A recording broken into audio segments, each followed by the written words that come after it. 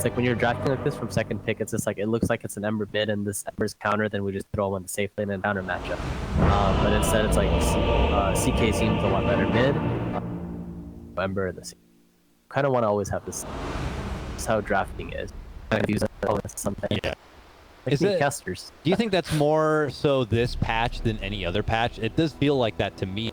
So I don't know if that's because of the new drafting order with the 4 bans, with not having as many bans available later on. Teams are just trying to pick flex picks and do these like last second swap arounds. It's always kind of been like this. I think OG redefined that meaning. I mean, clearly, like we saw that in the True Fight, you know, where Kuro was like, they're gonna do this, and they were all wrong. Yeah. You know, about like this Tiny was a super popular pick who's being played from position 2, 3, and 4, and you really never know what to do with it. Having open supports, open cores, it's always like when a pick can go support and a core, I think those are like the biggest like strength when they're that open in a draft.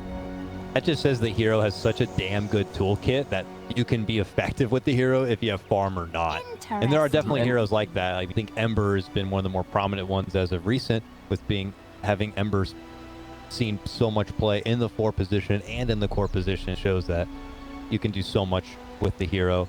Obviously, plenty of other notable options in dancing between the core role and the support role. Whether it be OG's influence or the patch, it certainly feels like a lot of teams are definitely becoming more flexible with who they play and in what lane. Yes. I guess it kind of got re-nerfed back because the reason why he was being able to play on support was because the mana cost on his chains, and they reduced the cooldown, and then they just they changed the cool. If you scroll over Series and change, you can see the cooldown. They kind of reverted it back. Yeah, except it's still pretty buffed because 8 and then right back up to 3. Well, we don't want to change it exactly back, so we will take 1 second off. That because you know he can't look like he made a mistake. I make no mistakes. Yeah, but he won't admit it or put it back. He's like, you know what? I'll just put the change right in the middle because that was the sweet spot. I just missed the sweet spot by 1 number. That's what it was. See if the banana cost is still really nice. That's what really aspect of it. Because it's like usually you use your combo once or twice. You're like, oh, I have no mana, boys. I'm out. Regen.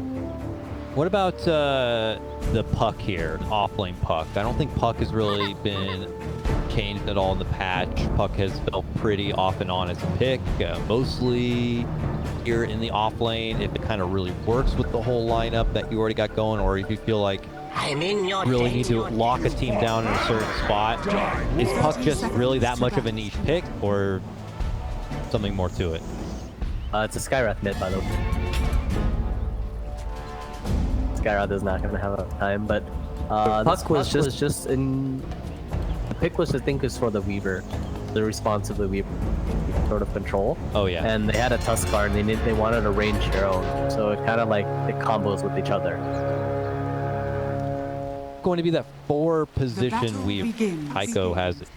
Tusk in the. So he'll be by the side of Axe on this one to take it to the Ember lane. You mentioned already the CK can't outmatch Skywrath Mage, and that is Fear to join top after assisting with the bounty runes. Cracks on puck. Duster just blocked me when he got bottom. This Sky shouldn't be happy. Like very favorable matchup for this CK, but what Skywrath can take out of this is get as many creatures down in the early game, get his levels, and being able to rotate on the side lane. Mid lane Sky seems to only really work if it's the last pick and you're taking it to like the Storm, where you knew that Ember was going to be the mid lane. Dunk on him for sure, but you know, with the flexibility in these drafts, Business Associates have that last pick to just turn the tide onto him. We'll have to see how detrimental this can be or not for Murdoch. It's an awkward laning matchup. I don't know how well versed either of these mid laners are in going against the CK or going against the CK, or going against the Skywrath Mage rather. I think they should have just held off. I don't know if they just didn't say because show, right? Between, but it kind of matters like where like you kind of see if your opponents pick early, then you based off players, you know exactly where each of these have these open. You want to pick towards the very end. And I don't know if they instantly picked and business was able to adapt or not. That's maybe something that they can change in the drafting aspect of like keeping it unknown until like the game actually starts of what player picks what. I don't know if I brought that up with you, but I know it was something that was brought up before. I think Will had mentioned it, that it should be something possibly considered as top lane. We do see the first blood. It's Fear and Ember running down and finishing off Heiko. His little Weaver didn't have Sakuchi to get away from that one. Bottom lane died as well. There, Tuskar got his level 2 and he charted him and comboed him with the tag team there. Suddenly, his associates got 2 kills.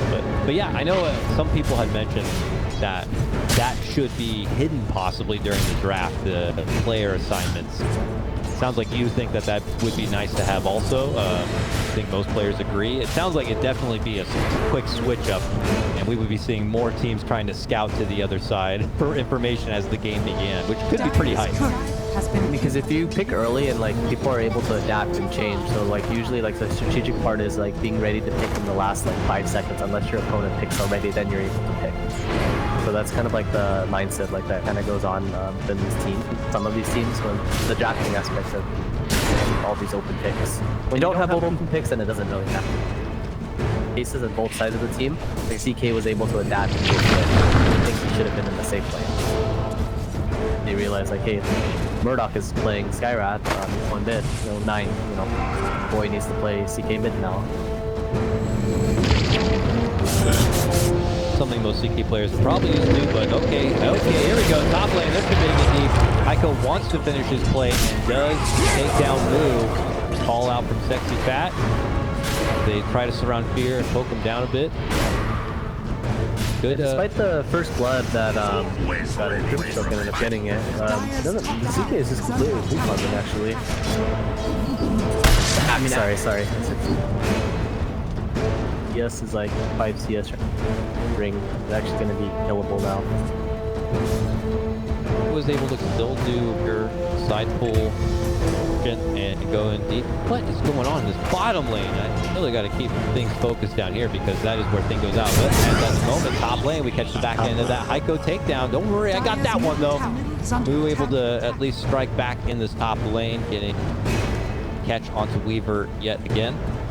When Sexy Fat does step away from the lane or try to do a side camp or go for a pull, they are quick to jump onto the Weaver, recognizing that the axe is not going to be readily available. Bottom lane again. RDO forced to trick the tray, then jumps, catches Brax, and finishes him off. Furia string together the second kill there.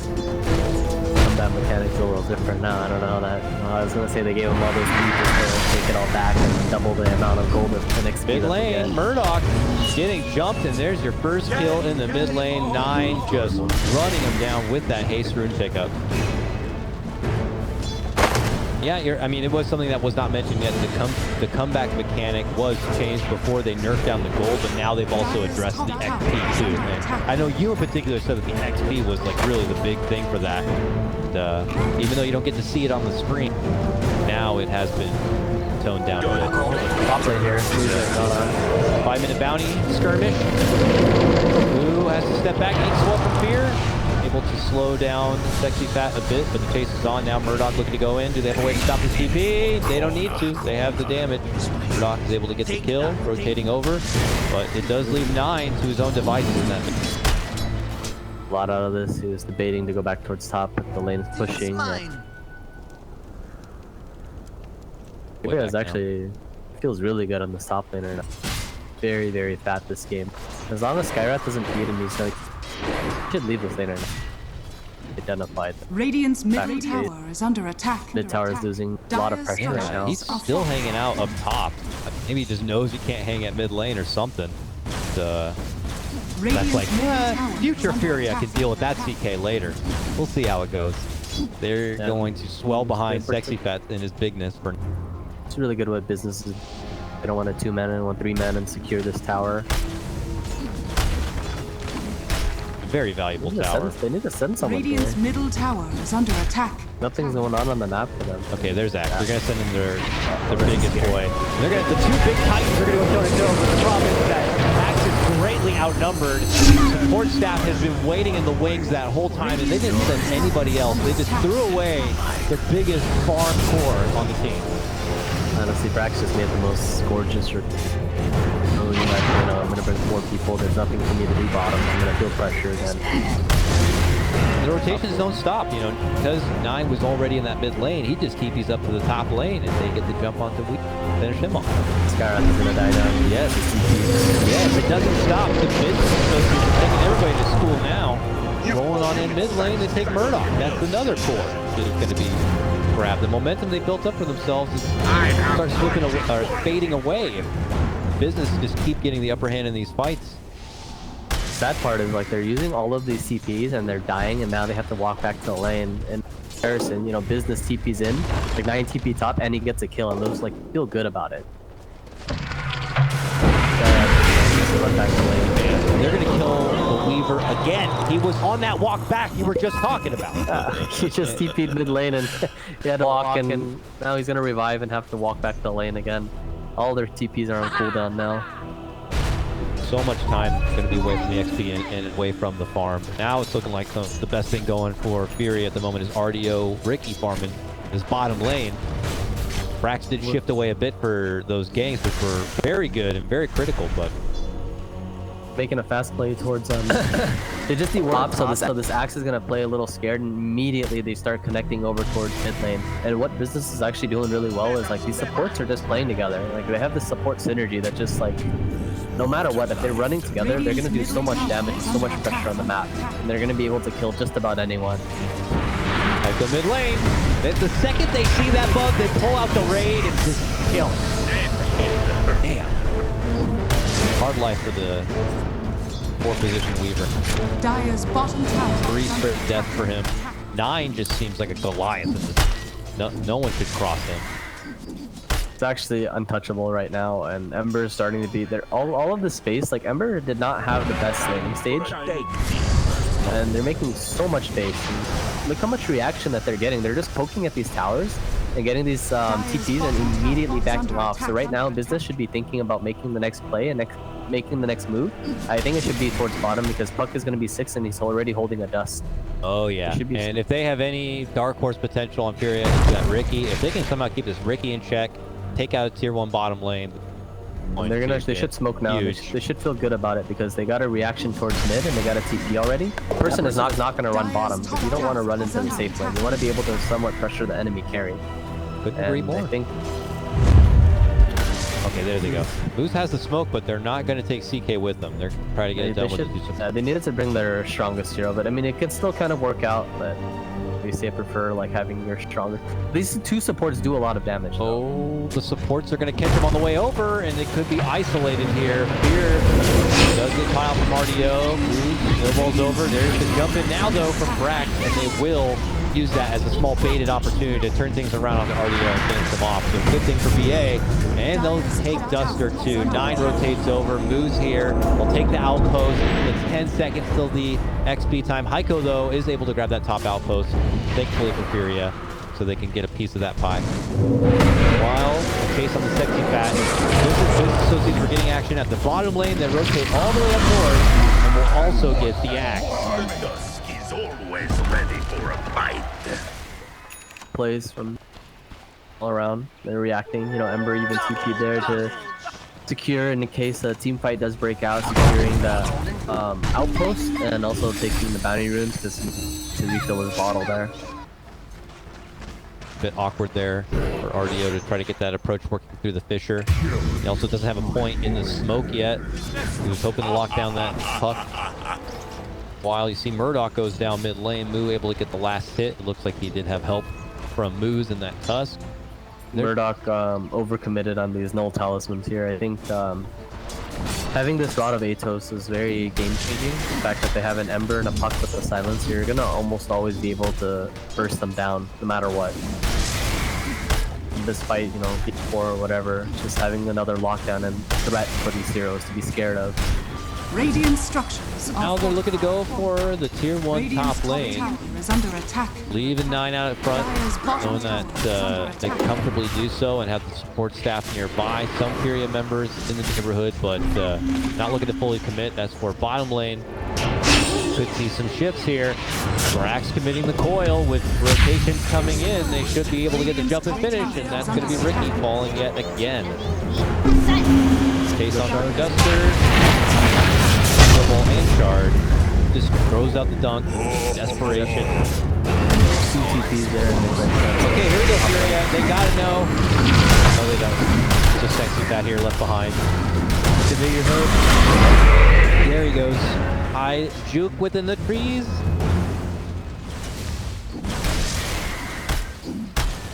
Radiant's bottom tower is Tower, under though. attack.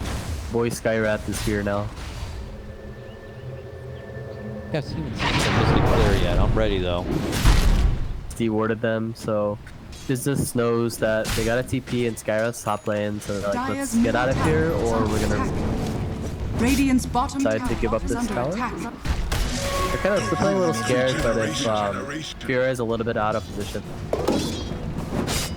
you do know that they're gonna overwhelm this top tower now.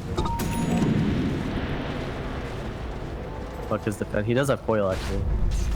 They're gonna defend now. They're bringing everyone here. There he goes with the coil. Catches onto the 2. Murdoch is nearby, but he's been spotted from the rotation over. Fissure to try to slow them down, but they'll finish off Murdoch. Sexy back trying to TP away. He makes it out. Quick snipe of Duster pulls things at 3-20. Business Associates. 2 more kills for Business for the memes. For the memes, baby. That's what's all. Or one more kill for Fury. Or one more. Oh yeah. Dire's middle tower is Real under tank attack. stuff right there. Yesterday.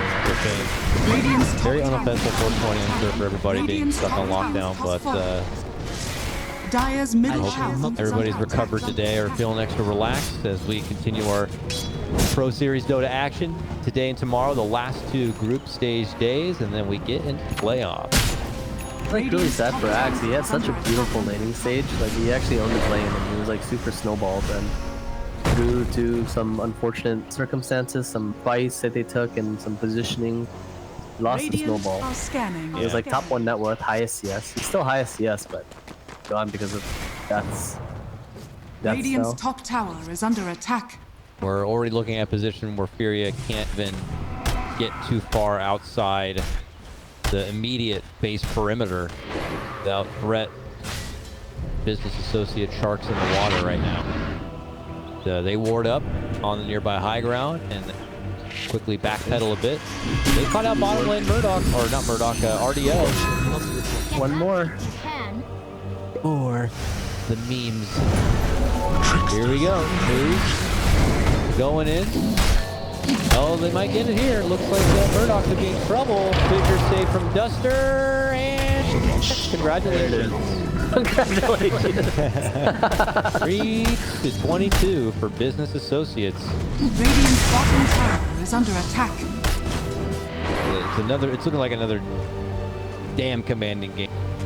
Sexy Fat hoping to turn around, gets the with a blink, could do blink calls and Skywrath ults to hopefully burst down some Business Associate members. Dire Puck are pick was such a good scanning. pick though, because I was like, if it wasn't for this puck, then I mean, if Ricky snowballed, like it would have been different. But this puck has like a lot of control. He can do with the fights. So this is still pretty decent. Ricky just really need like this blink on Axe, and if this Axe top lane here. He's gonna die. That blink will be prolonged. Duster throws out the echo, trying to fend them off, but Business Associates standing strong and tall, all suited up and handsome, and obliterate Heiko. That bug goes pop before he can even get the ulti off. Duster hiding within the trees. He's to be next to fall here. Double kill for 9. And yeah, these fun little picks like the CK, like the puck, just look so damn good in this game. I mean, mean, Look obviously, at this Skyrath as well in his network as a mid player. He's like bottom 6 of the network chart. Just feels like another support hero. yeah, without being able to snowball, without being able to, the reason you're picking him up, I feel, is just like you're trying to command over a lane real hard. They went in with the intentions, it looks like, of having that core Skyrath one-on-one lane matchup. Certainly, they won't get something like the CK and put him in the mid lane. Business have that flexibility. They pull out the 10-6 counter, throw it in the lane against Skyrath, and can totally take him out. So he becomes a total non-factor. Furia try to fall back on the Axe, on the Ricky, but like you were already talking about before, even though Axe had this glorious laning phase at the top lane, he makes that first rotation to the mid lane and just gets popped. GG called. And I don't blame him for it. It has been a clinic here for this associate team, and we're already done with our first series of the day. That was just, yeah. I mean, I think the biggest like liability of this game was honestly the Skyrath. It's because the way that they picked him